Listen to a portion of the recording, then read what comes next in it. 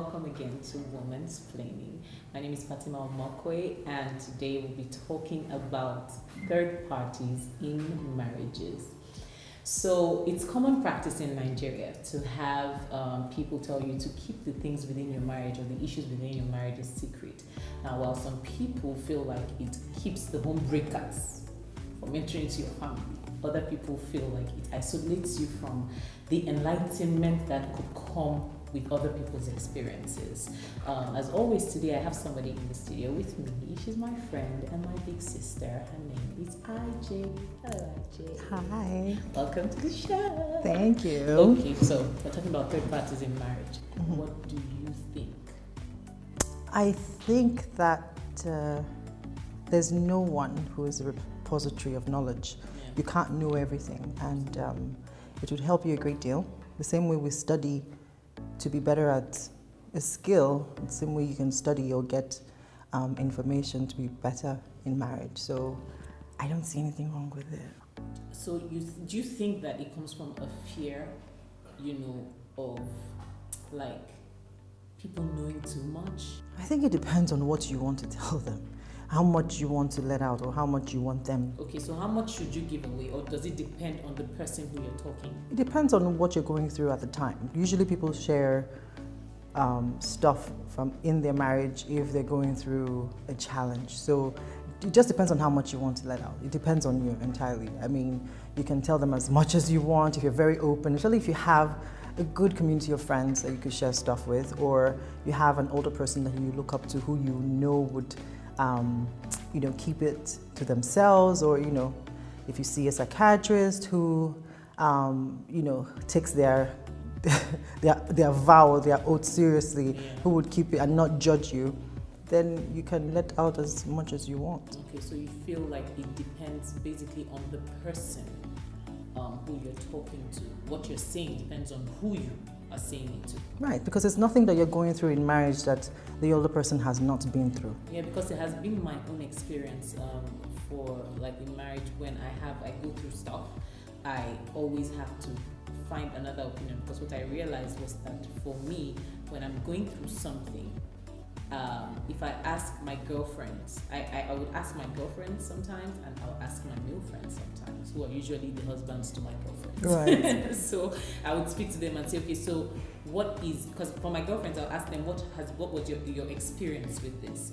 And they will That's tell if me, they have experienced if they it. have experienced it. And then if they've experienced it, sometimes I'll also ask my male friends, okay, so where do you think he's coming from? Because most of the time I realize that men and women do not speak the same We language definitely do at not. all, so I try to have both perspectives right. on issues. But how do you and then another thing I realized was that sometimes there's some things that you're going through and you feel you're the only one going through Right. those things, but when I ask someone else and they say, oh no, that's perfectly normal, like my husband does it as well, I'm just like, oh, okay, so it wasn't just me. No. Because then there's some things like, for instance, when we go out sometimes, it's not like we're going to strangers' houses. My husband will be like, okay, what time are we coming back? I'm like, we haven't even left the house. They literally just told us, okay, you're invited to this event. He likes to plan. I mean, Yeah. they're guys are like that generally. They like to, be aware. My husband does that as well. Before we leave, especially if he knows we're going to my friend's house. Yes. He's exactly. like, okay, so I know that you can stay there till the next day if I let you, but we have to have a schedule. We have to have a time when, we'll say, okay, this is the cutoff and we're leaving. Okay. So yeah, they just want to be in control. It's just that male part of them that wants to be in control of, every situation. So yeah. Okay, so what has been your own experience with third parties, both in receiving and giving? Okay, I would say I've had more experience with giving than I have with receiving. I would say that I haven't really had a mentor, someone I could Why look. is that?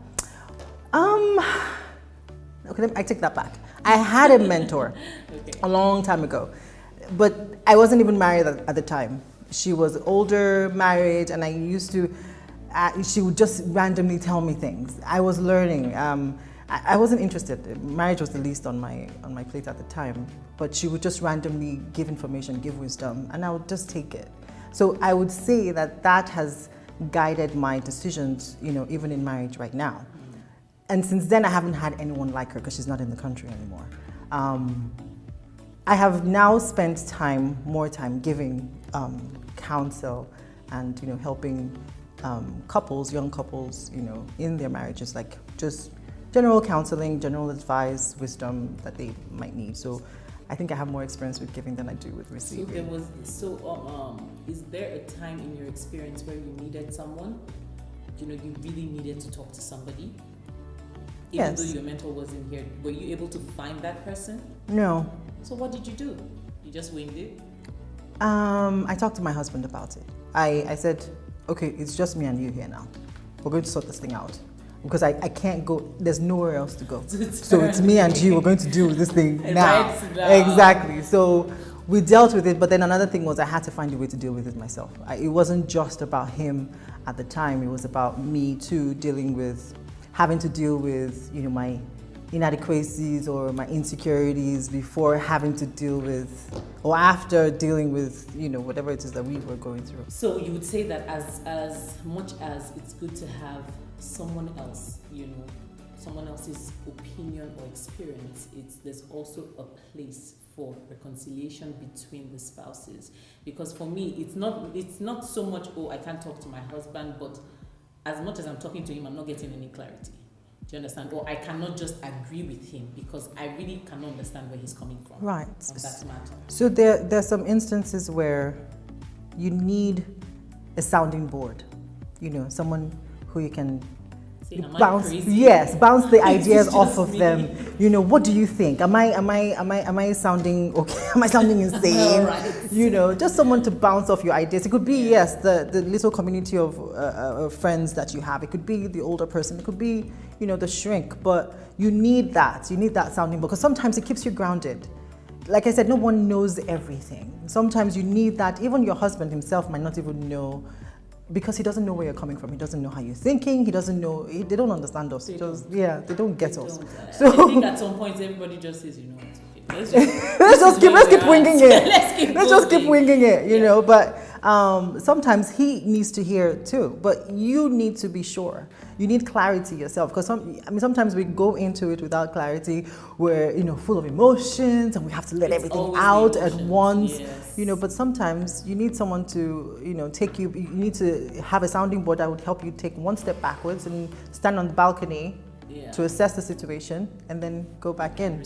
Exactly, and then he is even able to respond to you. Better. Yes. Yes, absolutely. That's been my experience and my own finding as well.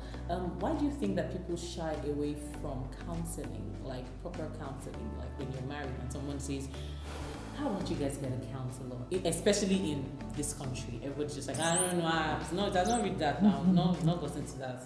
Well, we've had a lot of people that have been burnt in the past who either they were judged for whatever reason or they had the gist somewhere else, and they're used, really, forgive me, especially in some of our churches these days, they now use your issue to preach a message in church and stuff like that.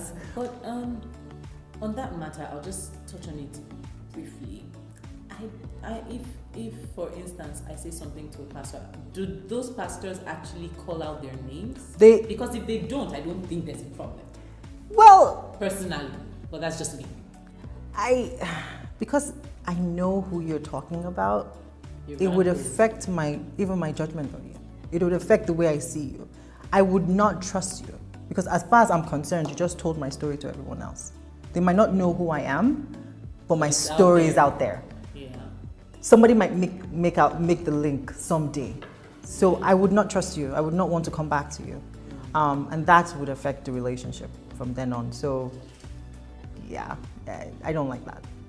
Yeah, so you feel like because people have gotten burned, that is the yes, they've gotten burned, they've gotten judged, or because of the secrecy that just enshrouds, or the not secrecy, but the not novelty either, the institution of marriage and the You know, the way people just say, oh, it's such a sacred thing. Is that why people feel, okay, no, maybe I shouldn't let somebody in? Or is it also because of our inadequacies and we feel that, okay, if I tell somebody what I did, they will see me differently? It's our orientation. It's the way we've been brought up. There it is. From our parents, you know, down to us, and God forbid, we might even pass it down to our children, God forbid.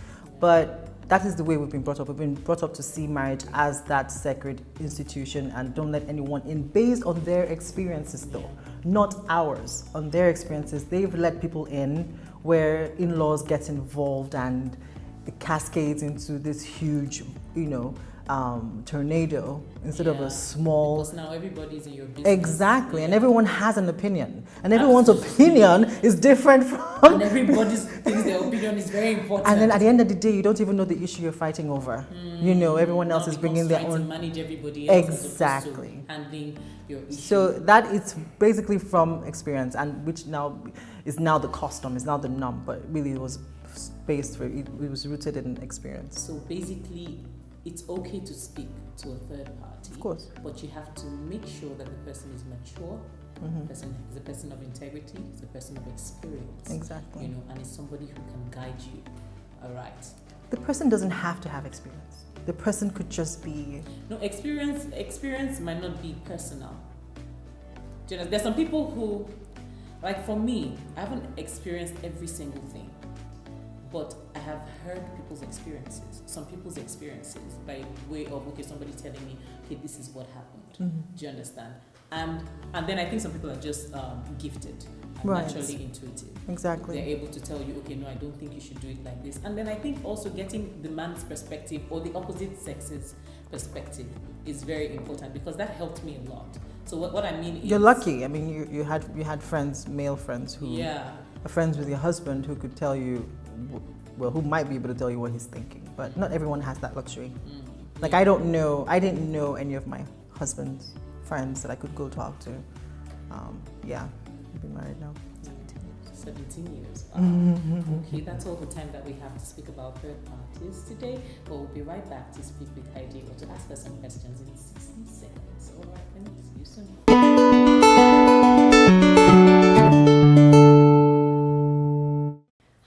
Welcome back to Womansplaining.